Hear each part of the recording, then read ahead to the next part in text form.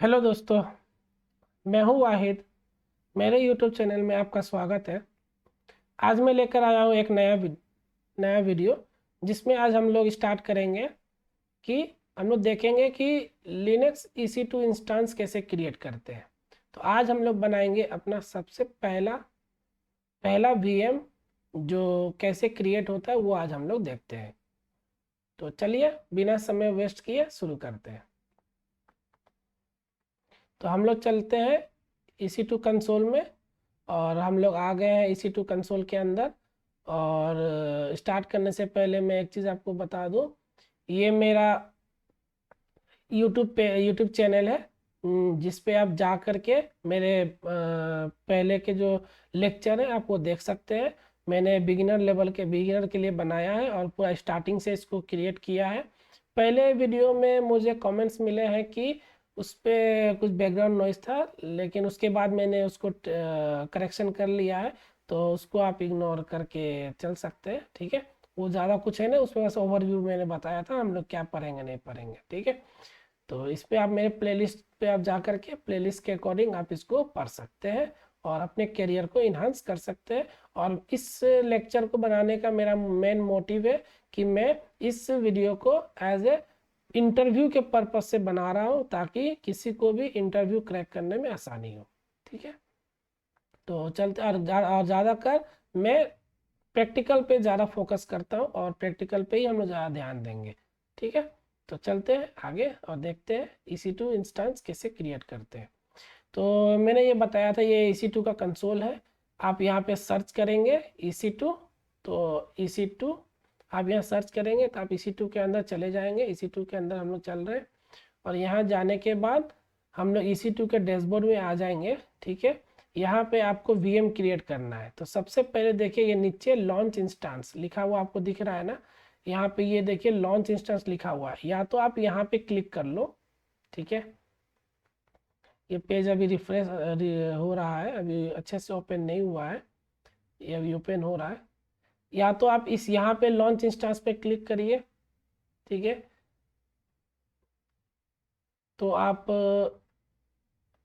VM जहाँ से create होता है आप वहाँ पे आ जाएंगे, ठीक है। आप इस पेज पे आ गए जहाँ पे हम VM का डिटेल डालेंगे, जो आप वर्चुअलाइजेशन में VMware में डालते हो डिटेल VM बनाने के लिए, वैसे ही डिटेल हमको यहाँ पे भी डालना है। या तो आप उस ऑप्शन पे क्लिक करके चले जाओ, पहला ऑप्शन, ठीक है।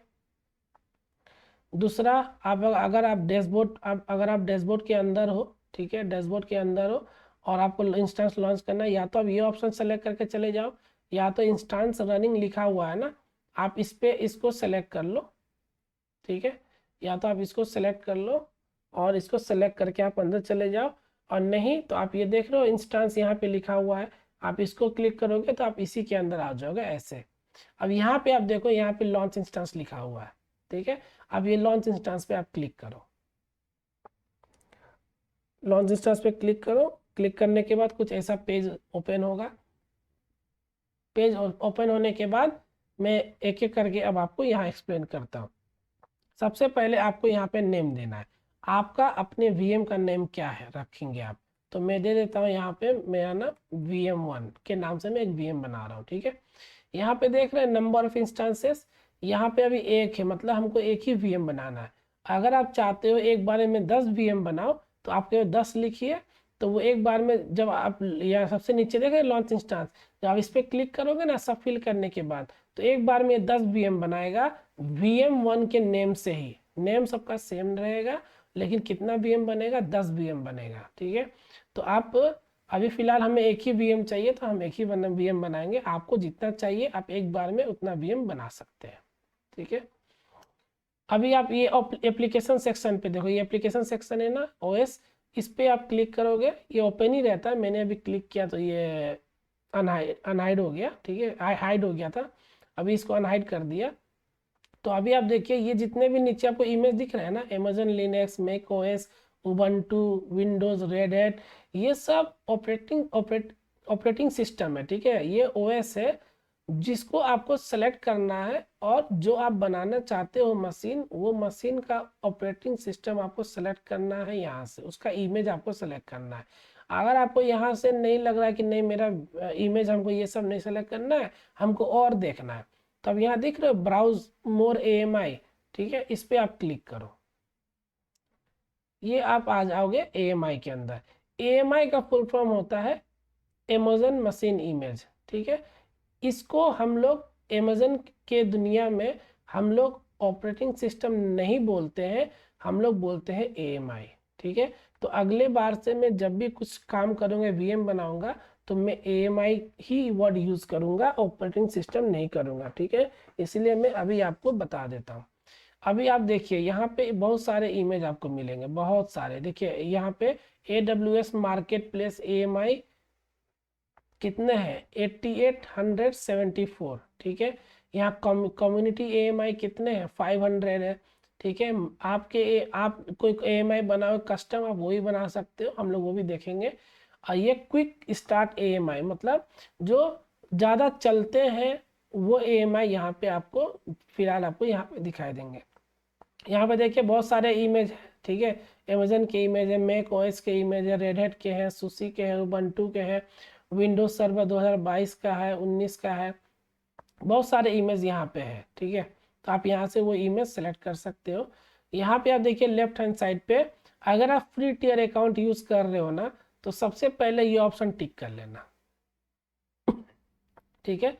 ये ऑप्शन टिक कर लेना। ये ऑप्शन टिक करने के बाद अब क्या होगा, जितने भी AMI आपको दिखाएगा ना, वो सब फ्री वाला AMI दिखाएगा।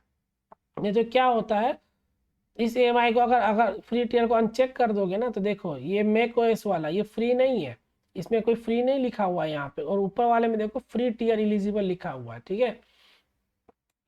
और भी बहुत सारे होंगे जहाँ पे फ्री टियर, देखिए ये रेड हैट का है, यहाँ पे फ्री टियर नहीं लिखा हुआ है, तो इसमें थोड़ा कन्फ्यूजन हो जाएगा आपको, आप कुछ भी सेलेक्ट कर लोगे जल्दी में। तो सबसे अच्छा है फ्री टियर यूज़ कर रहे हो तो इसको टिक कर लेना, ताकि जितने भी इमेज अब दिखाएंगे ना, वो सब फ्री टियर वाले इमेज है। आप उसमें से कोई भी इमेज सेलेक्ट करके आप अपना काम कर सकते हो, ठीक है। तो सबसे अच्छा ऑप्शन है, आप उसको टिक करके ही आगे काम करना। अगर आपको लिनक्स चाहिए, ठीक है, तो आप उसको टिक कर लिए फ्री वाला, और इसको टिक कर लो कि हमको और लिनक्स चाहिए, तो आपको लिनक्स वाले दिखाएंगे। अगर आपको केवल विंडोज चाहिए तो आप विंडोज पे टिक कर दो, तो आपको केवल फ्री टियर का इमेज दिखाएगा, लेकिन वो सब फ्री वाला इमेज दिखाएगा, ठीक है। अगर आप विंडोज सेलेक्ट किया, हमको 64 बिट का चाहिए ARM, तो आपको 64 बिट का ARM दिखाएगा, लेकिन है नहीं, ठीक है। तो 64 बिट हम देख लेते हैं x86, तो x86 का है इमेज, आप वो ले सकते हो। 32 बिट्स का चाहिए, 30 बिट्स आप सेलेक्ट कर सकते हो, ठीक है। अपने अकॉर्डिंग आप जो चाहोगे वो ले सकते हो। तो ये था AMI के बारे में। अभी फ़िलहाल हम लोग चले जाते हैं, यहाँ क्लियर फिल्टर कर देते हैं। हम सबसे पहले यहाँ सेलेक्ट कर लेते हैं, हमको लिनक्स ऑपरेटिंग सिस्टम क्रिएट करना है, तो हम इस इमेज को सेलेक्ट कर लेते हैं, ठीक है। ये एक लिनक्स इमेज है, तो इसको हम सेलेक्ट कर लेते हैं। अभी हमने इमेज सेलेक्ट हो गया। अब नीचे देखिए आपको दिखाई देगा ये इमेज सेलेक्ट हो चुका है, ठीक है। यहाँ पे इमेज का डिटेल, यहाँ पे आर्किटेक्चर क्या है, वर्चुअलाइजेशन, जो वर्चुअलाइजेशन ये AWS यूज़ करता है बैकग्राउंड में VM बनाने के लिए, उसको कहते हैं HVM, ठीक है। HVM एक टेक्नोलॉजी है, जो इसका फुल फॉर्म होता है हाइपर वर्चुअल मशीन, ठीक है। ये बैकग्राउंड में इस टेक्नोलॉजी को यूज़ करता है और VM को क्रिएट करता है, ठीक है। इसका रूट डिवाइस EBS है, ठीक है। ये ENA इनेबल्ड है कि नहीं है उसके बारे में बता रहा है, तो EBS के बारे में हम लोग डिटेल पढ़ेंगे आगे में, अभी बस आप जानिए EBS एक स्टोरेज डिवाइस है जिसको हम लोग यूज़ करते हैं, ठीक है। और नीचे आ रही है इंस्टांस टाइप, यहाँ पे आपको आपके VM का साइज सेलेक्ट करना है कि आपके VM का साइज आपको क्या बनाना है। तो यहाँ पे देखिए इसको क्लिक करेंगे ना, तो यहाँ पे आपको बहुत सारा इमेज का नाम दिखाएगा, T3 nano, T3 micro, T3 small. अभी आप फिलहाल इसको T3 माइक्रो में ही रखिए, क्योंकि ये फ्री टियर एलिजिबल होता है। इसको छोड़ के आप बाकी कोई भी सेलेक्ट मत करना, जब तक आप फ्री टियर अकाउंट चला रहे हो तब तक, वरना आपको पैसा देना पड़ जाएगा, ठीक है।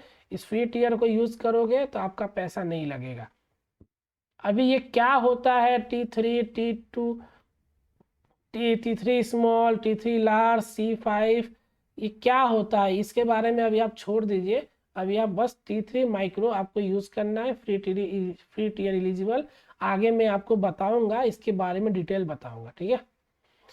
की पेयर, ये की पेयर उस चीज़ को कहते हैं जिसको यूज़ करके आप किसी भी मशीन के अंदर लॉगिन करोगे। ये एक तरह से की होता है, की पब्लिक की, प्राइवेट की। ये दो तरह के की होते हैं जो आपको हेल्प करते हैं आपके मशीन के अंदर लॉगिन करने के लिए। ये बनाना ज़रूरी है क्या, अगर आप ये सोचेंगे तो हाँ ये ज़रूरी है, ज़रूरी नहीं ये कंपलसरी है, आपको ये बनाना ही पड़ेगा, तब जा कर के आप किसी भी वीएम के अंदर लॉगिन कर पाओगे, ठीक है। तो आप यहाँ पे क्रिएट न्यू की पेयर करके यहाँ की पेयर का नाम दे देना, ठीक है, माई की करके जो भी आपको नाम देना नाम दे देना। पहला ऑप्शन ही आप सिलेक्ट करिएगा RSA, ठीक है, RSA टेक्नोलॉजी को यूज़ करके हम कर रहे हैं। और यहाँ पे अगर आप दो टाइप के आपको फॉर्मेट मिलते हैं, एक .pem और .ppk। मैं दोनों ही आपको यूज़ करके बताऊंगा। अभी फ़िलहाल हम ppk वाला सेलेक्ट कर रहे हैं। मैं ये बता दूं, अगर .pem अगर आप लेते हो तो .pem को लेने के बाद आपको एक सॉफ्टवेयर लगेगा जिसको कहते हैं पटी, ठीक है। ये पटी सॉफ्टवेयर आपको डाउनलोड करना पड़ेगा, और डाउनलोड करने के बाद वहाँ जाके आपको पेम वाले फाइल जो आप डाउनलोड किए रहोगे उसको अपलोड करके वहाँ से प्राइवेट वाला की आपको सेव करना पड़ेगा। तो जब वो प्राइवेट की आप सेव करोगे ना तो वो .ppk फाइल में सेव होगा, ठीक है। तो हमको कन्वर्ट ना करना पड़े, अगर आप लिनक्स मशीन यूज़ कर रहे हो तो आप आँख बंद करके डायरेक्ट ppk यूज़ करना, ठीक है। अगर आप विंडोज़ मशीन यूज़ कर रहे हो तो आप पेम फाइल सेलेक्ट करना, ठीक है। तो मैंने दोनों केस के लिए बता दिया, लेकिन आगे और भी ऐसे केसेस आएंगे जहाँ पे आपको लिनक्स मशीन के लिए पेम भी ज़रूरत पड़ेगा, ठीक है। तो मैं वो आगे बताऊंगा आपको। तो अभी फिलहाल आप ppk सेलेक्ट करिएगा और क्रिएट की पेयर पे आप सेलेक्ट क्लिक कर दीजिए। देखिए ऊपर यहाँ पे डाउनलोड हो गया मेरा की पेयर और क्रिएट भी हो गया। नेटवर्किंग आप डिफ़ॉल्ट छोड़ दीजिए, इसके बारे में हम लोग बाद में डिटेल में पढ़ेंगे, ठीक है। फायरवॉल जिसको हम लोग कहते हैं AWS के अंदर सिक्योरिटी ग्रुप, आपको ये नाम बहुत सुनने को मिलेगा। सिक्योरिटी ग्रुप क्या होता है, क्यों यूज़ करते हैं, ये सब चीज़ आपको बहुत सुनने को मिलेगा। तो सिक्योरिटी ग्रुप अभी हम डिफ़ॉल्ट रखते हैं, अलाउ SSH, इसको हम कहीं से भी ले लेते हैं, ठीक है, अभी डिफ़ॉल्ट ही रखते हैं। स्टोरेज भी अभी हम डिफ़ॉल्ट रखना, अभी हम कुछ भी छेड़खानी नहीं करते, अभी सब डिफ़ॉल्ट रखते हैं, बस VM बना के देखते हैं बनता है कि नहीं। तो लॉन्च VM पे हमने क्लिक कर दिया। अभी ये VM क्रिएट होने में थोड़ा सा टाइम लगता है, VM क्रिएट हो रहा है, थोड़ा सा और टाइम लग रहा है, लगता है क्रिएट हो गया, ठीक है। अभी ये VM मेरा क्रिएट हो गया। अभी आप थोड़ा देर वेट करिए। अभी देखिए VM रनिंग में है, ठीक है। VM रनिंग में मतलब आपका VM रनिंग में आ गया, इसका टेंशन नहीं है। टेंशन क्या है, तो टेंशन है अभी स्टेटस चेक, ठीक है। तो ये क्या होता है, क्यों इसके लिए वेट करना पड़ता है, वो हम बताते हैं, ठीक है आपको। तो देखिए ये VM1 आपका क्रिएट हो गया, ठीक है। ये स्टेटस चेक दो टाइप के चेक करते हैं, ठीक है। इसके बैकग्राउंड में दो चीज़ होता है। आप ये नीचे देखेंगे ना, तो यहाँ पे आप देखिए, यहाँ पे ये आपको डिटेल्स, ठीक है, security, networking, storage, status check, monitoring, ये सब आपको दिख रहा है ना। ये सब चीज़ आपके VM का डिटेल है, ठीक है। अभी आप स्टेटस चेक पे जाओ, ठीक है। यहाँ पे देखिए दो चेक हो रहे हैं, सिस्टम स्टेटस चेक और instance status check. System status check जो है इनिशियलाइज हो रहा है, यहाँ पे बैकग्राउंड में ये चेक करता है कि आप का हार्डवेयर और आपकी मशीन जो है वो कैसा है, वो हेल्दी है या नहीं है, वो चेक करता है, ठीक है। और नेटवर्किंग वगैरह चेक करता है। और इंस्टेंस स्टेटस चेक में क्या चेक करता है कि आपका VM जो है वो रेडी है या नहीं कोई भी ट्रैफिक लेने के लिए, वो ये चीज़ चेक करता है। आपने कोई एप्लीकेशन डिप्लॉय किया तो वो चेक करता है कि अगर हम वेबसाइट एक्सेस करेंगे तो वो हमको सर्व करेगा या नहीं करेगा वो वेब पेज, तो ये आपको चेक करता है। तो यहाँ पे अगर रिफ्रेश करोगे आप तो यहाँ पे आपको देखने को मिलेगा 2x2 स्टेटस चेक पास, ठीक है। अभी इनिशियलाइजेशन हो रहा है, अभी इसको होने दीजिए। अभी देखिए चेक पास, तो इंटरव्यू में कई बार पूछता है कि 2x2 क्या होता है। तो 2x2 आप सिंपल बोल दीजिएगा कि पहला होता है सिस्टम स्टेटस चेक, दूसरा होता है instance status check. System status check में वो हार्डवेयर से रिलेटेड को सिस्टम को चेक करता है, और इंस्टेंस स्टेटस चेक में वो ये चेक करता है कि जो ट्रैफिक है वो कैपेबल है कि नहीं ट्रैफिक को अलाउ करने के लिए। ठीक है, कोई भी ट्रैफिक को अलाउ कर सकता है कि नहीं कर सकता, उस चीज़ को वो चेक करता है, एक तरह से नेटवर्क को चेक करता है। ठीक है, डिटेल में जाओगे तो पूरा वीएम का डिटेल आपको देखने को मिलेगा। इंस्टेंस आईडी क्या है, पब्लिक आईपी इसका क्या है, ठीक है, प्राइवेट आईपी इसका क्या है, होस्ट नेम क्या है, होस्ट नेम टाइप क्या है इसका, प्राइवेट डीएनएस क्या है, इंस्टेंस टाइप आपने क्या लिया है, T2 माइक्रो लिया है। ठीक है, कोई भी इलास्टिक आईपी स्टैटिक आईपी है या नहीं है, सबनेट कौन सा है। ठीक है, आप कोई भी AMI बनाओगे, कौन सा AMI यूज़ करोगे वो है। ये चेक बॉक्स जो है मैंने बताया था, ये कॉपी के लिए आप क्लिक करोगे तो कॉपी हो जाएगा। ठीक है, यहाँ पे आपको दिखाएगा कॉपी होते हुए, जबकि ये अकाउंट वाले में नहीं दिखाता था, लेकिन यहाँ पे आपको वो दिखाएगा। ठीक है, मिनिमाइज हो जाए, स्लो क्यों चल रहा है।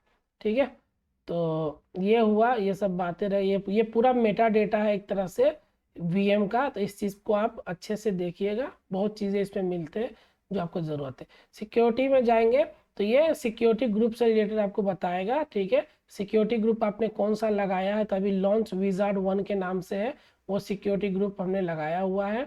यहाँ पे कौन सा आप सिक्योरिटी ग्रुप लगाए हुए, मतलब फायरवॉल हमने कौन सा लगाया हुआ है, तो अभी पोर्ट 22, किसी भी लिनक्स मशीन को एक्सेस करने के लिए पोर्ट 22 हम लोग ओपन रखते हैं। ठीक है, तो पोर्ट 22 अभी यहाँ पे ओपन है, हमने ओपन किया तब जाकर के हम इसको एक्सेस कर सकते हैं, नहीं तो हम इसको एक्सेस नहीं कर पाएंगे। अगर आप विंडोज़ है तो आपको आरडीपी का पोर्ट ओपन करना पड़ेगा, तब आप एक्सेस कर सकते हो। ये 22 SSH के लिए लिनक्स के लिए यूज़ किया जाता है। ठीक है, ये आउटबाउंड रूल में देखिए, आउटबाउंड में सभी ट्रैफिक को अलाउ किया है। ठीक है, और फिर नीचे आएंगे तो नेटवर्किंग के बारे में आपको नेटवर्किंग देखने को मिलेगा, पब्लिक आई प्राइवेट आईपी। स्टोरेज में आप जाएंगे तो कौन सा स्टोरेज अटैच हुआ है, उसका नाम क्या है, वो आपको देखने के मिलेगा। स्टेटस चेक मैंने बता ही दिया। मॉनिटरिंग में आएंगे तो आपको मॉनिटरिंग का डिटेल बताएगा, यहाँ पे आपको बेसिक डिटेल मिलेगा। ठीक है, डिटेल अगर मॉनिटरिंग लोगे आप तो आपको उसका बिल भरना पड़ेगा। ठीक है, टैग में जाओगे तो टैग में आप कोई भी टैग आप दे सकते हो। वीएम का नाम, अगर मान लेते हैं मेरा कंपनी का नाम है तो मैं यहाँ कंपनी का नेम दे देता हूँ, और यहाँ वैल्यू में कंपनी का नाम, जैसे डेलॉइट। ठीक है, फिर मैं नेम दूसरा दे देता हूँ, मैं डालता हूँ ब्रांच, तो ये प्रोडक्शन के लिए वीएम बना रहे, वो डाल दिया। फिर मैं एक नेम डाल रहा हूँ कि इसका मैनेजर कौन रहेगा, उसका नाम दे देता हूँ। तो इस तरह आप इस यहाँ पे नाम अगर आपको देना होगा जो आपको फ्यूचर में याद रहे कि आपने कब क्या क्रिएट किया था वीएम को, कौन किसने इसको टिकट डाला था, वो सब चीज़ आप यहाँ पे डिटेल डाल करके रख सकते हैं। ठीक है, तो ये तो हुआ पूरा वीएम के डिटेल के बारे में, कैसे वीएम क्रिएट करते हैं, उसका पूरा मेटा डेटा के बारे में मैंने बताया आपको, हर चीज़ एक डिटेल में बताया। अब हम लोग चलते हैं और वीएम को एक्सेस करते हैं। ठीक है, तो वीएम को एक्सेस करने के लिए आप इसको सेलेक्ट कर लेना, सेलेक्ट करने का कनेक्ट पे क्लिक कर देना। कनेक्ट पे क्लिक करने के बाद आपके पास 4 टाइप्स के एक्सेस करने के लिए 4 ऑप्शन मिलते हैं। या तो EC2 इंस्टेंस कनेक्ट पे क्लिक कर लो आप। ठीक है, या तो सेशन मैनेजर से आप चले जाओ। ठीक है, या तो SSH क्लाइंट के थ्रू आप चले जाओ, या तो EC2 सीरियल कंसोल के थ्रू चले जाओ। तो हम लोग फिलहाल यहाँ पे 2 देखेंगे, 2 हम लोग नहीं देख पाएंगे, क्योंकि एक तो सेशन मैनेजर के लिए क्या रिक्वायरमेंट होता है, यहाँ पे IAM का रिक्वायरमेंट होता है, जो रोल हमें अटैच करना पड़ता है। रोल अटैच करने के बाद हम इसको कनेक्ट कर सकते हैं। आप अपने ऑर्गेनाइजेशन में सेशन मैनेजर के थ्रू एक्सेस कर सकते हैं, क्योंकि वहाँ पे रोल अटैच रहता है। आप डायरेक्ट इसको सेलेक्ट करना, कनेक्ट पे क्लिक करना, आप डायरेक्टली कनेक्ट हो जाओगे। ठीक है, अभी EC2 इंस्टेंस कनेक्ट, इस पर इससे एक्सेस करना चाहते हो ना, तो करना कुछ नहीं है, इस ऑप्शन को सेलेक्ट करना है और कनेक्ट पे क्लिक कर दो। तो ये क्या करेगा, एक नए ब्राउज़र पे एक नया टैब ओपन होगा, और नया टैब होने के बाद आपको एक टर्मिनल का एक्सेस वो दे देगा। ठीक है, ये देखिए, ये अभी आपका टर्मिनल का एक्सेस इसने दे दिया। अभी एस्टेब्लिश कनेक्शन कर रहा है। ये क्या चेक कर रहा है, ये अभी बैकएंड में इंटरनेट चेक कर रहा है। ठीक है, अगर फेल्ड हो जाए ना, ये टर्मिनल नहीं आएगा, समझ जाना कि इंटरनेट का दिक्कत है। ठीक है, तो ये अभी टर्मिनल मुझे मिल गया। अब देखिए, ये IP देख रहे हैं, 172 31 39 238 ये प्राइवेट आईपी है। आप नीचे देखो यहाँ पे ये प्राइवेट आईपी है, ठीक है, और ये मेरा पब्लिक आईपी है। तो ये प्राइवेट आईपी मतलब ये मेरा वीएम करेक्ट है, ये मेरा एक्सेस हुआ है। अब यहाँ पे होस्ट नेम आप देख लो, होस्ट नेम ctl, ये कमांड होता है होस्ट नेम चेक करने के लिए, ठीक है, होस्ट नेम ctl। आप एंटर मारो।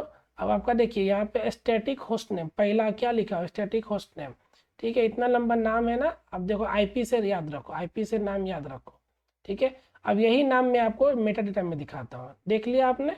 अब देखिए, अब जाओ इसको सेलेक्ट करो वीएम को, और यहाँ पे जाओ, ये नीचे देखो, नीचे होस्ट नेम आपको दिख रहा है, ये वही नाम है ना जो वहाँ पे आपने देखा था, ठीक है। तो इस तरह से आप होस्ट नेम देख के अपना चेक कर सकते हो ये वीएम है कि नहीं है। तो पहला तरीका तो ये हुआ।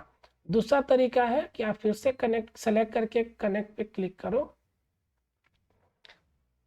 थोड़ा सा स्लो चल रहा है पता नहीं क्यों, ठीक है। अब एसएसएच क्लाइंट पे जाओ, ठीक है। यहाँ पे जाने के बाद आपको ये कुछ कमांड रन करने पड़ेंगे। तो ये अभी आप ऐसे याद मत रखो, मैं आपको इजी वे में बताता हूँ, ये ही फॉलो करना है आपको स्टेप। अब मैं इसको आपको डायरेक्ट बताता हूँ कैसे करना है, ठीक है।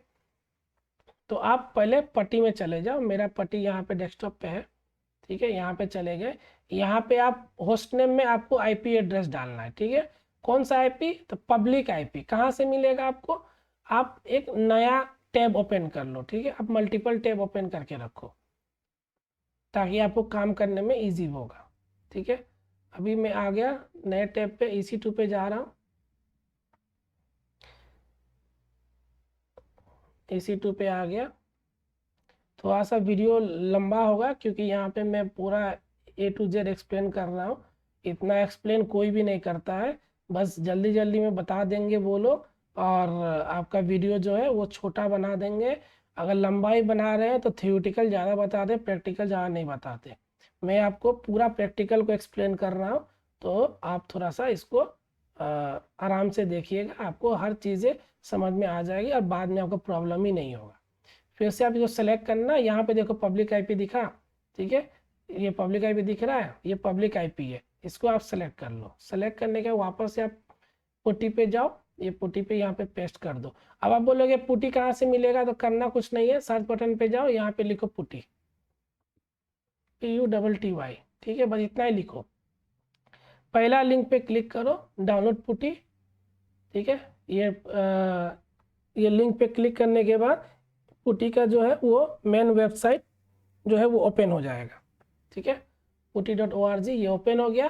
पहला में ही आप क्लिक करो, डाउनलोड पुटी पे क्लिक कर दो, ये डाउनलोड पुटी पे क्लिक कर दो, पहला ही ऑप्शन, ठीक है। क्लिक करने का ऐसा पेज में आप आ जाओगे, आप पूरे नीचे चले जाओ, ठीक है। ये putti.zip देख रहे हो ना, लास्ट ऑप्शन putti.zip, ठीक है। इस वाले पे यहाँ पे 3 ऑप्शन है, 32 ARM और 86। तो आप इसमें से 86 वाले, ये सामने जो पुटी जिप दिख रहा है आप इस पर क्लिक कर देना, ठीक है। जैसे क्लिक करोगे आपका डाउनलोड का आ जाएगा और वो डाउनलोड होना शुरू हो जाएगा, ठीक है। तो इस तरह आप पुटी को डाउनलोड करके आप यूज़ कर सकते हो। उसको एक्सट्रैक्ट कर लेना, जैसे एक्सट्रैक्ट करोगे आप तो आपको पुटी एक्सेस हो जाएगा। तो यहाँ पब्लिक आईपी डाल देना। पब्लिक आईपी डालने के बाद आप यहाँ पे जाना SSH, ये देख रहे हो छोटा सा आइकन प्लस वाला, इस पर क्लिक करना, ये एक्सपेंड हो जाएगा, ठीक है। फिर ऑथ लिखा हुआ दिख रहा है ना, ये ऑथ पे देखो प्लस का साइन लिखा हुआ है, उस पर क्लिक करो, फिर वो एक्सपेंड होगा। अब यहाँ पे 2 ऑप्शन देख रहा है, क्रेडेंशियल और GSS API। आप क्रेडेंशियल पे क्लिक करो। अब यहाँ पे 3 ऑप्शन दिख रहा है, जो पहला ऑप्शन है ना प्राइवेट की फाइल फॉर ऑथेंटिकेशन, आप इस पे जाओ और ब्राउज करो। ब्राउज करने के बाद अब देखो ये माइक की के नाम से मैंने बनाया था ना, जो मेरे डाउनलोड फोल्डर के अंदर ही मैं डायरेक्ट रीडायरेक्ट हो गया। आप का अगर नहीं आए डायरेक्ट तो आप उस फोल्डर डायरेक्शन में चले जाना जहाँ पे ये डाउनलोड होगा, उस वाले फोल्डर पे जा करके आप सेलेक्ट करके उसको सेलेक्ट कर लेना और ओपन कर देना। जैसे ओपन क्लिक करोगे वो ऐसा इंटरफेस कुछ देखने को मिलेगा, ठीक है। अगर ऐसा आपको देखने को मिल गया तो आप सिंपली एक्सेप्ट पे क्लिक कर दो। अब ये देखो लॉगिन हो गया। अब यहाँ पे बोल रहा है आपको किससे लॉगिन करना है, तो जो डिफ़ॉल्ट यूज़र होता है उबंटू को छोड़ के, जो डिफ़ॉल्ट यूज़र होता है बाकी लिनक्स मशीन के लिए, वो होता है EC2-user, ठीक है। इसको टाइप करके आप एंटर कर दो, ठीक है। अब देखो ये इसके अंदर हम आ गए, ठीक है। 238 था ना मेरा प्राइवेट आईपी 238, यहाँ पे नीचे देखो 238 है, ठीक है। तो ये 238 मेरा मशीन के अंदर आ गया, ठीक है। तो इस तरह से आप दो तरीके हैं अभी आपके पास पर्सनली जो आप यूज़ करोगे, आप इन दो चीज़ों से एक्सेस, उसका कंसोल का एक्सेस, इस वीएम का एक्सेस आप ले करके काम कर सकते हो। मैं तो ज़्यादातर वो पहला वाला ऑप्शन ही लेता हूँ जो है मेरा EC2 इंस्टेंस कनेक्ट, यही लेता हूँ, इसी से मेरा काम हो जाता है। मैं वो SSH क्लाइंट को यूज़ नहीं करता, ठीक है। तो इस तरह से आपको यूज़ करना था, आपके इंस्टेंस को एक्सेस करना था, ठीक है। तो आज हम लोग ने देख लिया कि किसी भी इंस्टेंस को कैसे क्रिएट करते हैं और उसको कैसे एक्सेस करते हैं, और साथ ही साथ उसके मेटा डेटा के बारे में हम लोग ने आज जाना कि उसका मेटा डेटा क्या है और कहाँ कहाँ पे कौन से ऑप्शन हम मुझे मिलेंगे, ठीक है। अब आपको अगर ये वीएम को डिलीट करना है ना, तो सिंपली इसको सेलेक्ट करो। आप सेलेक्ट नहीं हो रहा है, इसको रिफ्रेश करते हैं, ठीक है। रिफ्रेश करने के बाद एक बार इसको दोबारा से, थोड़ा सा टाइम लग रहा है, लगता है स्लो है, कुछ इंटरनेट स्लो है, या फिर इंटरनेट तो स्लो नहीं होता है। अभी आप इसको सेलेक्ट कर लेना, ठीक है। सेलेक्ट कर लिया, ये इंस्टेंस स्टेट देख रहे हो, इंस्टेंस स्टेट पे जाओ, इंस्टेंस स्टेट पे क्लिक करो इस पे, ठीक है। क्लिक हो गया है, ओपन होने स्लो रहा। अभी यहाँ पे आप जाओ टर्मिनेट, टर्मिनेट पे उसको टर्मिनेट पे क्लिक कर दो, ठीक है। ये टर्मिनेट कर दो। तो टर्मिनेट करने से क्या हो गया, ये वीएम जो है वो डिलीट हो गया, ठीक है। ये अभी शटिंग डाउन के स्टेट में है, ठीक है। शटिंग डाउन लिखा हुआ आ रहा है, ठीक है। अभी ये शटिंग डाउन हो रहा है, थोड़ा देर लगेगा, ये डिलीट हो जाएगा, ठीक है। थोड़ा देर वेट करते हैं। कोई कोई यूट्यूबर जो है वो शटिंग डाउन पे ही रखते हैं और बस चले जाते हैं और वीडियो को एग्जिट कर देते हैं, ठीक है। तो मैं यहाँ पे पूरा टर्मिनेट करके आपको दिखाऊंगा कि टर्मिनेट हो गया, अब यहाँ पे नहीं है, अब वीएम जो है वो नहीं है, अभी थोड़ा टाइम लग रहा है। देखिए टर्मिनेटेड हो गया, मतलब ये मेरा काम हो गया। आप ये टेंशन मत लीजिएगा, वीएम यहाँ पे दिखा ही रहा है, उसका कोई दिक्कत नहीं है। अब वापस से डैशबोर्ड पे जाइएगा। डैशबोर्ड पे जाने के बाद आपको मैंने बताया था यहाँ पे जो चीज़ दिखेंगे वन में आप उसको डिलीट कर दीजिएगा। ये इंस्टांस के अगर वन दिख रहा है ना, तो ये होता है टर्मिनेटेड, जो इंस्टांस होते हैं वो यहाँ पे आते हैं, ठीक है। तो उसका टेंशन मत लीजिएगा। सिक्योरिटी ग्रुप डिलीट नहीं होता है, तो सिक्योरिटी ग्रुप जाइएगा और ये देखिए लॉन्च विजर के नाम से हमारा सिक्योरिटी ग्रुप था, उसको सेलेक्ट कर लीजिए, एक्शन में जाइए और उसको डिलीट सिक्योरिटी ग्रुप करके यहाँ पे डिलीट कर दीजिएगा। ये डिलीट नहीं होता है, वीएम डिलीट करने के बाद आपको डिलीट करना पड़ेगा। जो डिफ़ॉल्ट सिक्योरिटी ग्रुप है उसको डिलीट मत कीजिएगा, उसको एज इट इज़ ही रखिएगा, उसका बिल नहीं बनता है। जितने भी डिफ़ॉल्ट चीज़ के डेटा रहेंगे उसका बिल नहीं बनेगा।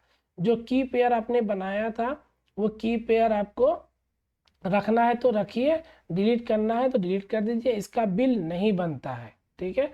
लेकिन अगर आपका काम हो जाए, आप अगर 2 महीने के लिए छोड़े हुए या 1 महीने के लिए छोड़े हुए, तो आप कोशिश करिए कि 1 वीक 2 वीक में एक बार की पेयर सब क्लियर कर देने के लिए। अभी मैं की पेयर डिलीट कर देता हूँ, बाद में फिर से की पेयर बना लूँगा, ठीक है। इससे क्या होगा कि कभी कभार हो सकता है ना चाह करके भी किस्मत खराब हो, तो क्या पता की पेयर का ही बिल बन जाए, लेकिन मेरे एक्सपीरियंस पे मैं बता रहा हूँ की पेयर का बिल नहीं बनता है, ठीक है। तो ये हमने पूरा टर्मिनेट कर दिया। अब हमारा सब चीज़ एज इट इज 0 0 हो गया, ये 1 है, डिफॉल्ट है, इंस्टांस जो टर्मिनेटेड है, ठीक है। यहाँ पे एक चीज़ और बता दूँ आपको, जब भी आप लॉगिन करेंगे EC2 कंसोल के अंदर, तो ये देख रहे हो स्टॉकहोल्म, ये हमारा रीज़न है, ठीक है। इसको क्लिक करोगे ना, ये सब रीज़न है। जो रीज़न हम बात किए थे आपसे मेरे वीडियो में, वो मेरे वीडियो आप देख सकते हैं, रीज़न किसके कहते हैं, ये वही रीज़न है, ठीक है। नॉर्थ वर्जीनिया US ईस्ट 1 को उसका जो कोड है वो US ईस्ट 1 है। ओहायो का जो कोड है वो US ईस्ट 2 है। नॉर्थ कैलिफोर्निया का कोड जो है ये US ईस्ट 1 है। तो ये सब आपको नाम याद रखना पड़ेगा, ऐसा नहीं है हमेशा याद रखना पड़ेगा, लेकिन कभी कभार क्या होता है कंपनी जो है वो पूछ भी देता है इंटरव्यू में कि आप कहाँ पे काम करते हो, तो आपको ये नाम याद ना रख के आप कोड बता दो US ईस्ट 1 में करते हैं, तो वो पूछ देगा US ईस्ट 1 किसे कहते हैं, तो वो नॉर्थ वर्जीनिया का कोड है। ठीक है, तो अभी देखिए सबसे नीचे स्टॉकहोल्म EU नॉर्थ 1, ये AWS ने क्या किया है, अपना डिफॉल्ट रीजन सेट करके रखा है। जब भी कोई AWS कंसोल में लॉगिन करेगा तो वो इसी रीजन में काम करेगा। तो मुझको इस रीजन में काम नहीं करना है, मैं अगली बार जब भी लॉगिन करूं तो मैं ओहायो रीजन में रहूं, US ईस्ट 2 के अंदर। तो आप उस पर क्लिक करके उस पर रीडायरेक्ट हो जाना। ठीक है, तो आपको जिस भी रीजन पे काम करना होगा आप उस रीजन पे चले जाना और काम करना। और याद रखना, अगर रीजन बार बार चेंज करोगे, उस पर काम करोगे, तो वो भी याद रखना कि आप हर रीजन, जिस भी रीजन के अंदर आप गए थे वहाँ पे रिसोर्सेज डिलीट कर देना। अगर एक भी चीज़ छूटा वहाँ पे तो आपका बिल बन जाएगा। ठीक है, आप ये मत सोचना कि फ्री टियर अकाउंट में बिल नहीं बनेगा। क्या पता आप, वो पता ही नहीं है, मुंबई में मैंने क्रिएट किया था, मुंबई में मैंने क्रिएट करके छोड़ दिया, अब वो 2 महीने हो गए, 2 महीने के अंदर 750 घंटा होगा नहीं, आराम से इजीली हो जाएगा। ठीक है, तो वो फिर बिल बनना शुरू हो जाएगा। तो इसीलिए मैं हमेशा यूज़र को रेकमेंड करता हूँ कि आप एक ही रीजन सेलेक्ट कर लीजिए जिस पे भी आपको काम करना है। जिस भी रीजन पे काम करना है, मुंबई पे करना है मुंबई पे करिए, नॉर्थ वर्जीनिया पे करना है नॉर्थ वर्जीनिया पे करें, ओहायो में करना है ओहायो पे कीजिए। और करने के बाद आप काम करने के बाद सबको उसी रीजन में डिलीट कर दीजिए। दूसरा रीजन में जाओगे तो वहाँ भी क्रिएट करोगे तो करना, लेकिन वहाँ डिलीट कर देना, छोड़ना मत, हर चीज़ को प्रॉपर देख करके। तो चलिए, वीडियो तो काफ़ी लंबा हो गया क्योंकि कुछ ज़्यादा ही मैं प्रैक्टिकल डिटेल में बता दिया। इतना डिटेल में कोई बताता भी नहीं है, और आपको किसी भी यूट्यूब चैनल में आपको इतना डिटेल मिलेगा भी नहीं। ठीक है, अगर आपको लगता है कि मिलेगा तो आप देख के बताना मुझे। ठीक है, आपको कम से कम 3-4 वीडियो देखना पड़ेगा अलग अलग, तब जा करके मेरा एक वीडियो इसको कवर करेगा। वो पूरा 4 वीडियो मेरे एक वीडियो के बराबर होएगा। ठीक है, तो उम्मीद करता हूँ आपको सारी चीज़ें मैंने बता दी है। अगले लेक्चर में हम लोग देखेंगे कि एक विंडोज़ मशीन हम लोग कैसे क्रिएट करते हैं और एक विंडोज़ मशीन को हम लोग कैसे एक्सेस करते हैं। ठीक है, तो चलिए, बातें तो बहुत हो गई आज। और अगर आपको कोई डाउट है, अगर कुछ समझ में ना आया हो, कुछ टर्म जो वहाँ पे है जिसके बारे में मैंने नहीं बताया, मैंने उसको स्किप किया है VM बनाने वक्त, उसको अभी आप छोड़ दीजिए, अभी आप डिफ़ॉल्ट ही रखिएगा। जो अभी आप बनाइएगा सबको डिफ़ॉल्ट रखिएगा, बाद में उसके बारे में डिटेल पढ़ेंगे। ठीक है, तो चलिए, कोई भी आपको डाउट हो अगर, तो आप कमेंट करके मुझे बताइएगा, मैं आपको रिप्लाई ज़रूर करूँगा। तो मिलते हैं आपसे अपने अगले वीडियो में।